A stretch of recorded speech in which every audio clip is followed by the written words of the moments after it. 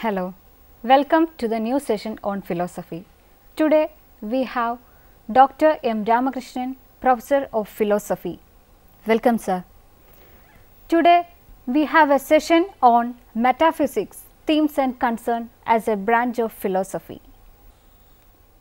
Yes, while discussing metaphysics as a branch of philosophy, first of all we have to see the fact that philosophers mostly disagree rather than they agree upon the issues and themes of their concern. And metaphysics is unique because it is the topic or the area of philosophy around which all these disputes develop, the disputes between philosophers. And metaphysics, the term literally means beyond physics, but the term came into philosophy very accidentally. It is ascribed to the great Greek thinker Aristotle, but Aristotle did not use the term originally.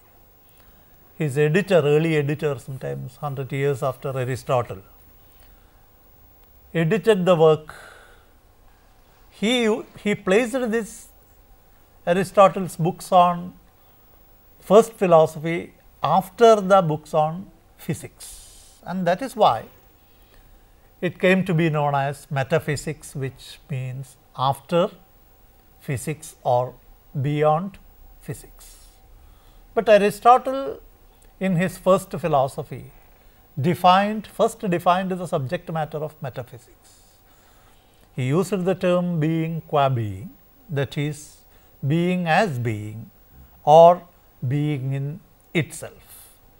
Hence we can say that metaphysics is the study of being in its most fundamental general aspects, or it is the search for meaning of being as it is.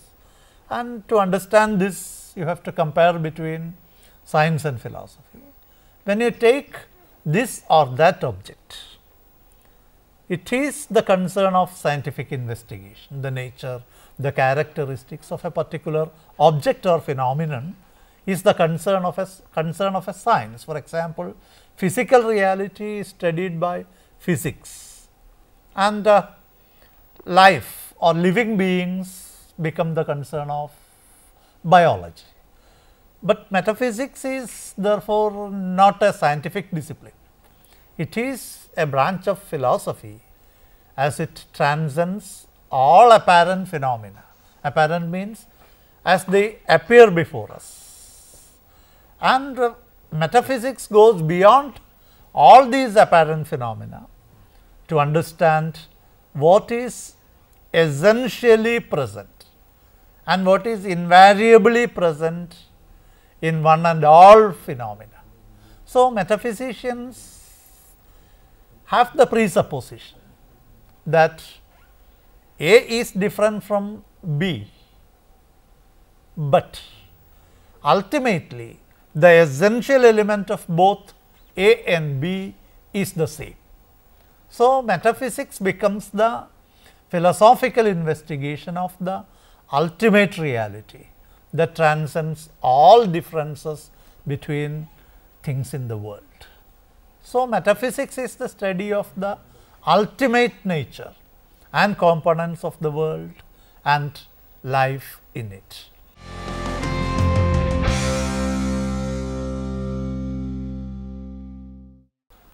We take from Stanford Encyclopedia of Philosophy, which is available on site.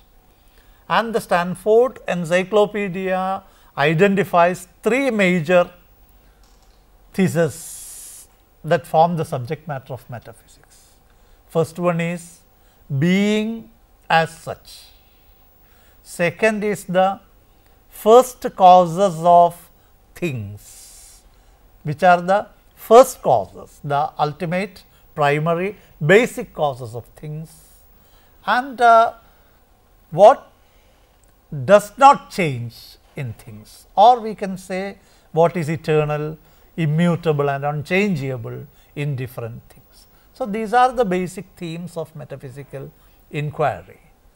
And to understand the nature of metaphysical inquiry, we can take the examples from ancient Indian philosophy. And the ancient seers of India had developed the theory of Panchabhutas, or the 5 elements theory. That is, there are 5 basic elements, namely earth, water, fire, air and space or ether. So, everything in nature, in spite of their differences in appearance, form, etc., can be ultimately reduced to these 5 elements, one thing. Second is that the essential configuration of any object in nature contains nothing more than nor less than these 5 elements. And how these objects in the world are different? It is due to their what is called the form, it is only a formal difference. Basic constituents are the same, the 5 elements from which all things arise and to which all things return ultimately. This is known as the Panchabhuta theory in ancient Indian philosophy. And a parallel can be found in ancient Greek cosmology, where the philosophers, the most ancient stage of philosophical thinking in the West, the ancient Greek cosmologists, beginning with Thales of Miletus, explained reality as ultimately composed of one thing, one material thing. For the founder of Greek cosmology, Thales, it was water, and for another Milesian thinker, Anaximenes, it was the single primordial principle, namely fire. Some others explained it as irreducible matter, and so on. So, all of them, Thales, Anaximander or Anaximenes of ancient Greece, tried to explain all reality as ultimately reducible to one single material object, maybe water, air or fire.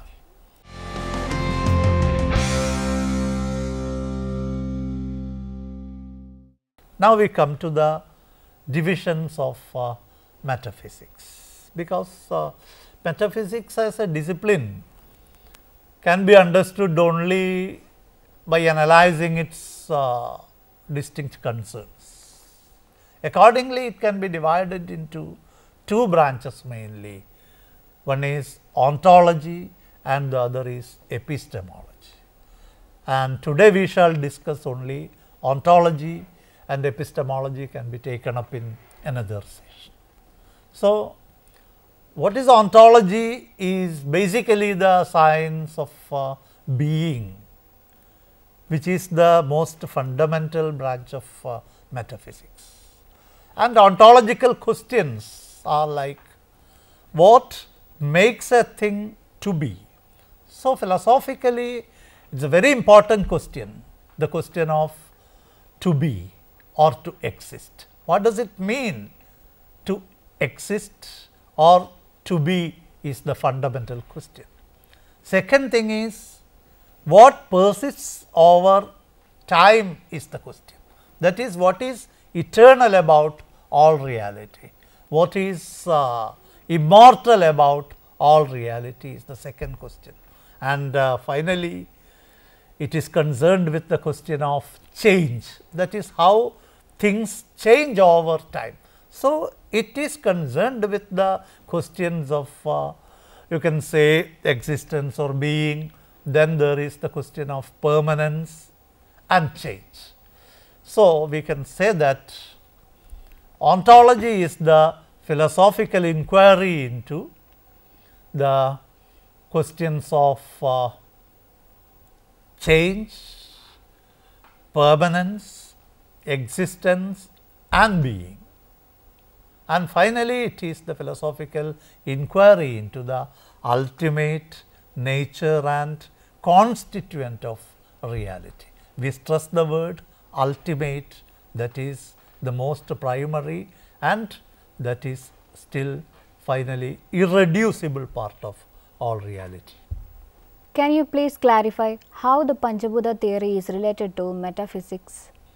Yes, we have already explained that according to this theory, there are 5 elements ultimately.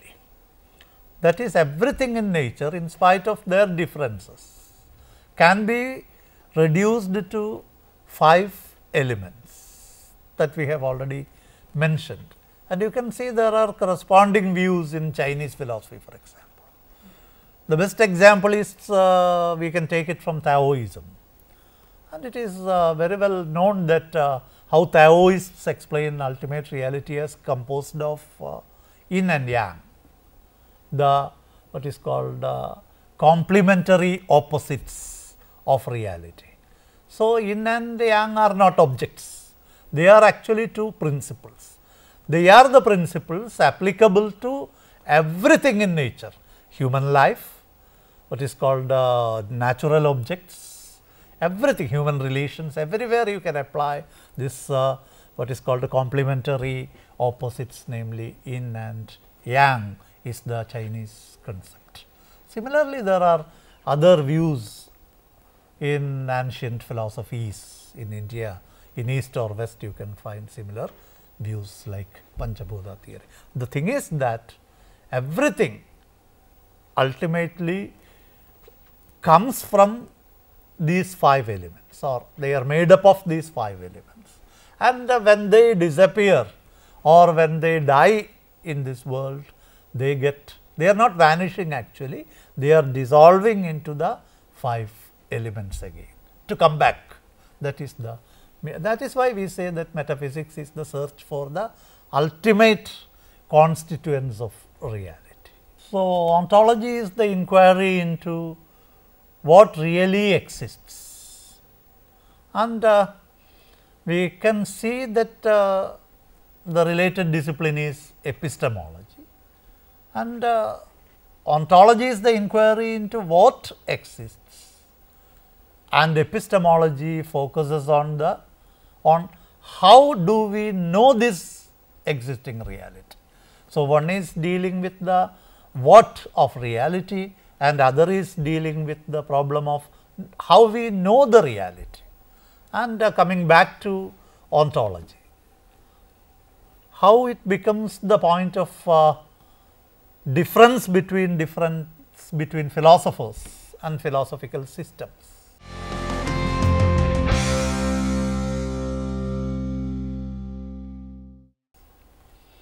There are different theories in philosophy which can be termed ontological theories. Basically, there are many different versions and shades of ontological theories, but we can broadly classify them into idealism and materialism. They are treated as what is called contrasting positions in ontology. Idealism asserts that reality is ultimately idea or mind or spirit. So, as we take from the case of metaphysical inquiry, we can see that everything is ultimately reducible to idea or mind or some element of consciousness. And for the idealist, you can see that mind is primary, and mind is what is called the primary stuff of the universe, and matter or material reality is only a construct of mental reality. That is, material reality is dependent on mental reality, because mind or mental entities are ultimately real, and material reality is just an appearance of mental reality. And when we go to Plato, who is the founder of Western idealism, And according to Plato, reality is ultimately composed of ideas, or he says that there is a heaven of reality in which ideas exist, and the material world is only a copy of that heaven of reality in which ideas exist. So, ideas are primary. Ideas, Plato also uses the term forms. So, form is primary, and now we can get into the question, on what ground Plato explains that ideas are primary. Ideas are primary, ultimately real, because ideas are eternal. All objects in the world are mortal, they vanish today or tomorrow, but their ideas or the form of an object exists in the mind forever. So, ideas are, according to Plato, imperishable, unchangeable and eternal constituents of reality, and that is why Plato argues that ideas are primary.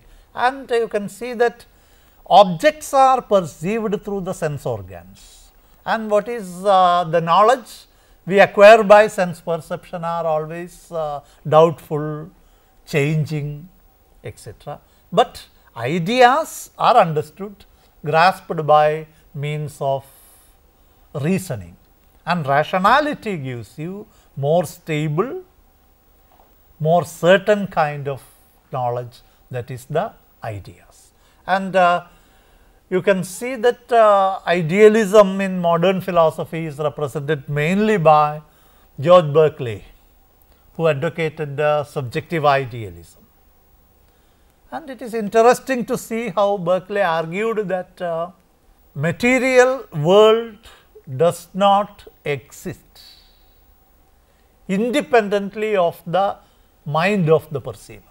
So, the world exists is a fact, but where do we find the world existing is only in the mind of the perceiver, and outside the mind, or technically called the subject, the knower, and outside the mind of the knower there is nothing existing, distinctly existing outside the subject there is nothing. And Berkeley, his famous dictum is there, esse est percipi, which means to be is to be perceived. So, whatever exists, exists because it is perceived, and beyond your perception there is nothing. That is why Berkeley's idealism is termed subjective idealism. And we have the absolute idealism of Hegel, the German philosopher. And Hegel is known as an absolute idealist because he regarded the world as ultimately the world idea or the world mind, which he called the Weltgeist, the world mind, the world idea, etc. And according to Hegel, ultimate reality is pure thought, mind or reason. What do you mean by pure reason? Is that reason or mind or thought that is not affected by experience, that exists without any experience, that is pure idea or pure thought, which Hegel calls absolute idea. And this absolute idea, pure consciousness, unfolds itself into the objects of reality. So, objects are coming out of idea, not the other way. Normally, we consider that our ideas come from our objective experience, but idealists put it the other way, that is, objects are only manifestations or representations or copies of ideas. There is the famous example from Plato, that is, if beautiful objects are so beautiful, how much beautiful beauty will be, is the question. So, the concept of beauty as a pure idea is beautiful forever, whereas a beautiful object is perishable and changeable at any time of its existence. And Hegel argued that real is rational and rational is real, because reality itself is a rational system, and human mind can understand reality because human mind is again rational. That is why Hegel postulated it as real is rational and rational is real. So, there is the opposite position, materialism, and when compared to idealism, we can see that materialism is the ontological position that recognizes the priority of material reality over mind. So, according to materialists, material reality is primary, mind and ideas are only the epiphenomenon of material reality, and we have already mentioned the ancient Greek cosmologists, the Ionians of ancient Greece, who regarded water or air or fire as the primordial stuff of the universe. They are accordingly they are materialists, because some kind of material object, water or air or fire, is the primordial primary stuff of the universe, and that is why we consider them as materialists. And here we will see that materialism recognizes material reality as primary and mind and ideas as emerging from material reality and material life. In the modern world, we have the strongest of materialism, Marxism, which recognizes social reality as the source of all ideas. Ideas, mental life is dependent upon social reality constituted by, created by real human beings. That is why Marx used the term real human beings in real society. So, that reality is there, and that reality is material reality from which all ideas arise. And in ancient Indian philosophy, you can find the distinct system, sometimes a very radical system of materialism, namely the Lokayata philosophy of Charvakas. They are well known for their opposition to the authority of Vedic spiritualism. And Charvakas argued that whatever exists and whatever can be perceived is real, and anything that cannot be perceived is not real, not existing. So, their materialism actually connecting it with the Panchabhuta theory, Charvaka materialism accepted only the first 4 elements, and the last one, namely Akasha or ether, space, is rejected. So, because Charvakas reject all types of spiritual phenomena, spiritual elements, just because nothing spiritual can be perceived. What is real is that which can be perceived. So, that is a very prominent, what is called a very distinct system of materialism, sometimes an exception in the Indian spiritualist tradition. And we have mentioned that Marxism is the strongest materialistic position in modern Western philosophy. And you can see that there is one more norm of classification, what is called ontological classification. That is when we come to the disagreement between philosophers about the basic stuff of reality, we have discussed as the differences between idealists and materialists.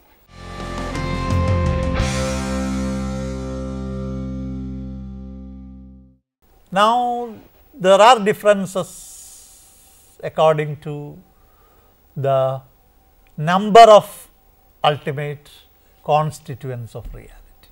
How many are the basic elements or basic constituents of reality, the number of basic stuff of reality is another question raised in ontology, and ontological theories are different according to this question of the number of ultimate reality. There are mainly three positions: monism, dualism and pluralism. And from the name itself you can understand that monism is the metaphysical or ontological position that recognizes ultimate reality as one and only one. And monism may be materialistic. If a philosopher recognizes the ultimate reality as materialistic as well as one, that is, the ultimate reality is one stuff that makes the whole world, and it is physical, means it is materialistic monism. And even an idealist also can be monist. For example, Hegel, you can see, recognizes the ultimate reality as that one absolute idea, which is ultimately one and only one. And coming to the Indian systems, you can see the famous notion of Brahman as the ultimate reality. Brahman is one and only one. So, there are religious and other systems which consider reality as ultimately one, and that is called monistic position. And then there is dualism, which recognizes the ultimate reality as composed of two ultimate elements. Take for example, Aristotle in ancient Greek thought considered form and matter as composing the reality. So, there is a tendency in Aristotle to identify two distinct but complementary levels of reality, namely form and matter. But we find a vigorous type of dualism in Descartes, the modern philosopher who argued that mind and body or mind and matter are distinct independent substances, because reason or thought is the property of mind, extension is the property of matter, and he clearly says that mind cannot be extended and body, matter cannot think. So, there is a kind of exclusion. Mental reality excludes physical reality, and physical reality excludes mental reality is the position of Descartes. In Indian tradition also, you can see that the Sankhya Yoga theory postulates Prakriti and Purusha as the dual component of reality. And finally, we have the view called pluralism, which is sometimes very close to common sense view of reality. That is, we find the world as composed of many objects, but metaphysical pluralism is slightly different. It does not argue that there are so many objects in the world. There are so many objects in the world, but ultimately these objects are reducible to many different elements, not one, not two, but many different elements. The best example is from atomists. It is not what is the atomism in chemistry, but centuries back you find in ancient Greece atomists like Empedocles, Democritus, who advocated pluralism, that is, the world is composed of, ultimately composed of numerous atoms or atomic components. And in modern Western philosophy, there is Leibniz, who advocated the pluralism of monads. He argued that monads are spiritual atoms, and they are windowless because they do not interact with each other. So, monads according to Leibniz are simplest indivisible entities that maintain a progressive order.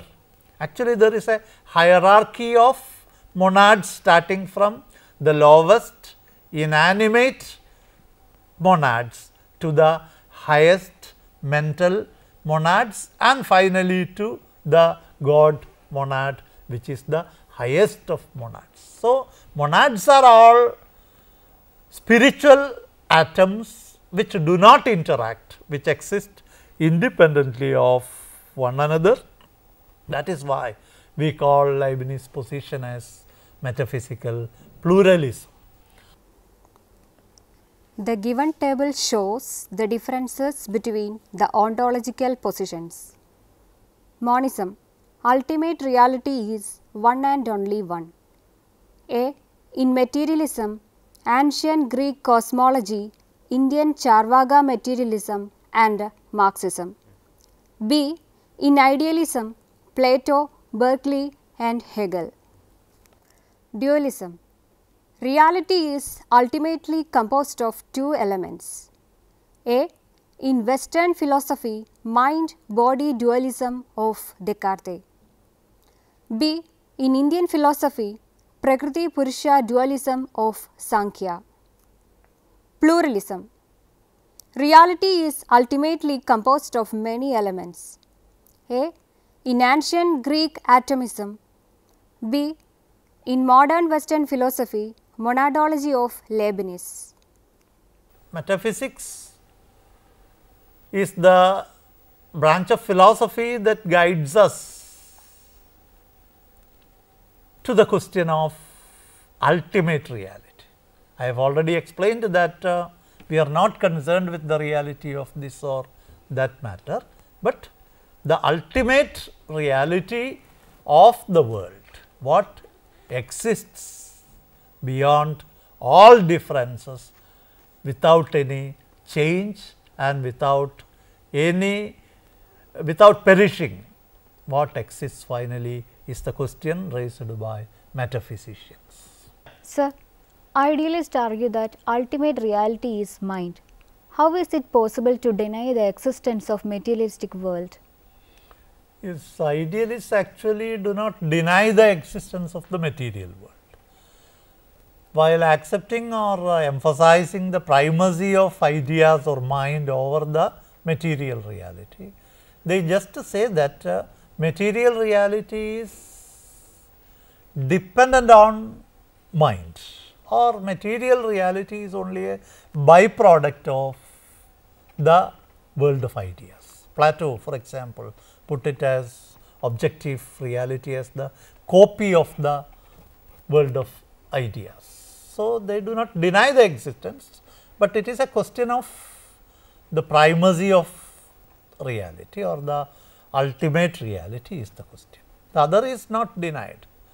It is not the other way. Materialists do not deny ideas, but ideas come out of material life is the position of materialists. Similarly, material objects are projections or manifestations of ideas is the position of idealism. Sir, can you please suggest some assignments for the topic metaphysics? Yes, you can try the question, define the term metaphysics and explain how it had originated as a specific discipline of philosophy.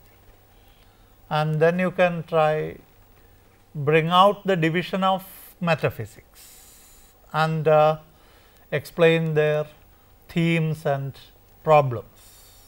Then third one is describe the points of dispute between idealists and materialists. Also, you can try the question, describe the characteristic features of materialism with a special reference to Indian materialism. And finally, you can try the question, bring out the differences between monism, dualism and pluralism as ontological positions. Sir, please suggest some books for the purpose of the study of metaphysics. Yes, you can begin with the book by Horner and others. The title of the book is Invitation to Philosophy, Issues and Options, published by Wordsworth. Then for Greek cosmology and related aspects, you can try A Critical History of Greek Philosophy, written by W.T. Stace. There is an Indian book, Jadunath Sinha's Introduction to Philosophy, and you can also try some histories of philosophy, relevant topics such as Fuller's A History of Philosophy, Frank Tilly, A History of Western Philosophy. Then there is Hegel and the Problem of Metaphysics, which is an article included in the Cambridge Companion to Hegel. And you can try some dictionary of philosophy to get the definitions of these terms like metaphysics, ontology, epistemology, etc. And you can have related topics on the popular philosophy website epistemelinks.com. Thank you, sir, for the insightful lecture on metaphysics. Signing off, we will meet for another session.